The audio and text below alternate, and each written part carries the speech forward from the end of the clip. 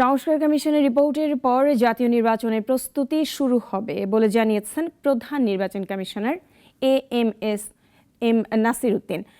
কুমিল্লা আঞ্চলিক নির্বাচন কার্যালয়ে কর্মকর্তাদের সাথে ভোটার তালিকা হালনাগাদ এবং ত্রয়োদশ জাতীয় সংসদ নির্বাচন সংক্রান্ত মতবিনিময় সভায় প্রধান নির্বাচন কমিশনার এসব কথা বলেন স্থানীয় সরকার নির্বাচন নয়, জাতীয় নির্বাচনকে সামনে রেখে কাজ করছে নির্বাচন কমিশন।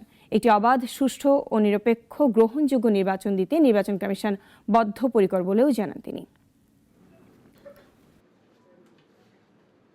জাতীয় নির্বাচনকে সামনে রেখে আমাদের প্রস্তুতি এগিয়ে দিচ্ছে। তারপরে নির্বাচন কবে নাগাদ হতে পারে জিজ্ঞেস করলেন, একটা টাইম ফ্রেমটা আমাদের পক্ষ থেকে সুনির্দিষ্ট কোনো দিনক্ষণ আমরা এখনো নির্ধারণ করি নাই। আমরা মাননীয় প্রধান উপদেষ্টা যে ইঙ্গিত দিয়েছেন ওনার 16 তারিখের বক্তৃতায়, সেটার আলোকেই প্রস্তুতি নিচ্ছি।